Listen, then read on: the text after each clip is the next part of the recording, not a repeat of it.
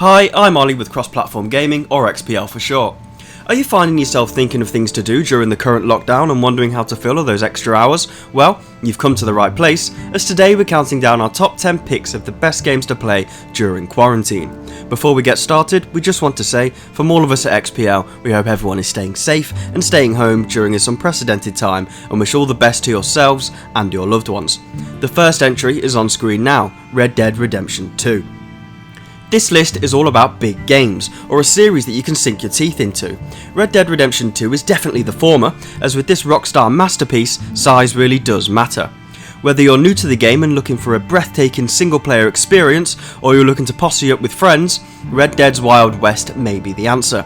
Take on Arthur Morgan's rootin' tootin' single player campaign across a gloriously imagined yet highly detailed map as part of Dutch van der Linde's gang. The events of this game take place before the last gen classic and build upon the excellent narrative of the predecessor. Hate and fall in love with an eclectic cast of characters, familiar and brand new, and find out why this is one of the games of its generation. A western blockbuster on the whole with immaculate attention to detail. For example, Arthur's beard and hair grow in real time, and if you're up in the snow of the Grizzlies, your horse's testicles will even shrink.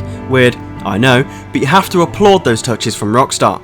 On the other hand, Rockstar have been building the online side of the game quietly as something to rival the behemoth that is GTA Online. New modes and series are now available where you can pick trades to partake in and even start your own moonshine business. Anti-griefing measures have also been put in place, meaning that you can roam with your mates without the hassle of little Jimmy from America popping your head off every time he rides past. If you haven't played this, play it right now. If you have, get back online, you'll be thanking us later. This list is in no particular order, and our next entry is Football Manager 2020. The epitome of a time killer. A common phrase coined by FM vets is just one more match, as this game can truly steal all of those quarantine hours away from you. 1 minute you can be toiling away trying to stave off relegation in the lower leagues, and the next experiencing the adulation of lifting the Champions League trophy, all whilst in your bedroom and keeping safe. There is no other game like this. You can be looking at the screen whilst booting your game up for an evening session, and the sun will be rising in the real world, and you've still not even navigated through your first transfer window with your new club. FM is the most hands-on and realistic it's ever been.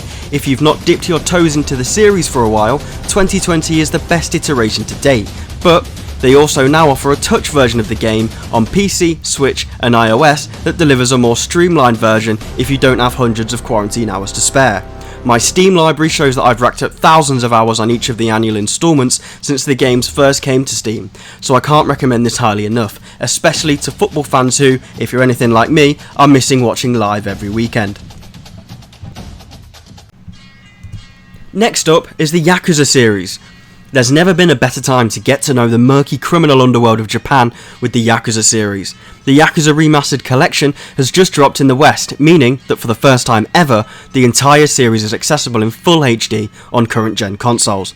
This is a series that I've chosen to kill some time in during the lockdown, and I'm very pleased with the decision. I'd recommend starting with Yakuza 0. It's one of the latest entries into the Yakuza back catalogue, but it's a prequel and sets the scene for the games to come. It introduces series main Kiryu and series regular Goro Majima, and you'll be hooked in a heartbeat. It's got everything you'd want in a crime epic, sprinkled with that magnificent Japanese quirk and some of the best combat mechanics on the market to date.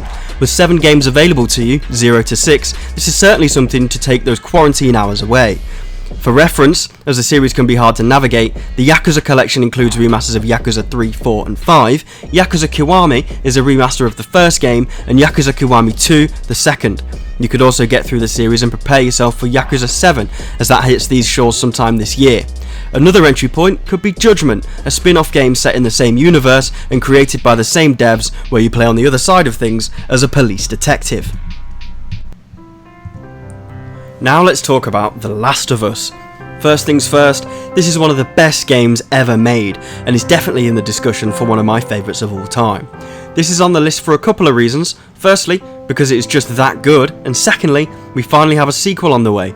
Unfortunately, due to the current goings on in the world, Part 2 has been delayed indefinitely, so there's no better time to play the first edition or replay it. Everything about this game shows pure quality. The gameplay and story are fantastic.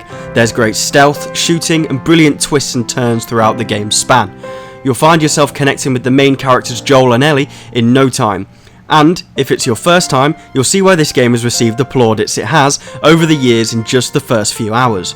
Once you've beaten the main story and feel like you've had all the fun you can, there's also a DLC included with the next gen remastered editions called Left Behind, which focuses on Ellie and is a great way to finish off your Last of Us playthrough and get the excitement level through the roof for The Last of Us Part 2. Next, we move on to the Resident Evil remakes. This list is designed really for games that can soak up those extra hours or for a full series you can get invested in. So, with the recent Resident Evil 3 remake clocking up a measly 3 to 4 hours, we'll focus mainly on the Resident Evil 2 remake here. Resident Evil 3 is something you could try out depending on how well you get on with Resident Evil 2. Resident Evil 2, in my opinion, was possibly the greatest game of last year and is 100% in the conversation for the best horror on current gen. The remake is gorgeous in the RE engine and is faithful to the 1998 original whilst making it accessible to modern day players.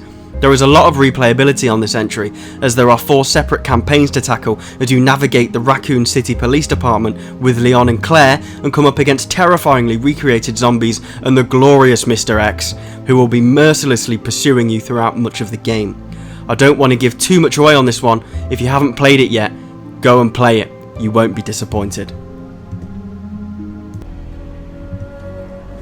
It's time for some of the Uncharted series. Now is the perfect time to get into the Uncharted series if you haven't already. The Nathan Drake collection, which is a collection of the first 3 games, has been offered by Sony to PlayStation users for free during the Stay Home initiative, whilst Uncharted 4 is also currently being given out for free via PS Plus in the month of April. This is an award-winning series that you can play through every minute of completely for free, so it's an absolute no-brainer. You play as Nathan Drake, an ancestor of Sir Francis Drake, and you're on the hunt for treasure alongside a cast of excellent support characters. Think Indiana Jones and old-school Lara Croft meets stunning visuals and fantastic gameplay. As I say this, Uncharted 4 also happens to be potentially the best-looking game I've ever played. The settings are beautifully crafted, you'll be doing some rock climbing with the most picturesque backdrop imaginable and stealthily taking out private armies or blazing in and shooting them all into oblivion. There is also another game in the series called Lost Legacy that is well worth a punt too. That doesn't go any further than £15 on the PlayStation Store, so I'm including that in this entry too. I can't recommend this enough, especially as you can experience it all for nothing. Next up is the Far Cry series. Ubisoft have had it rough recently.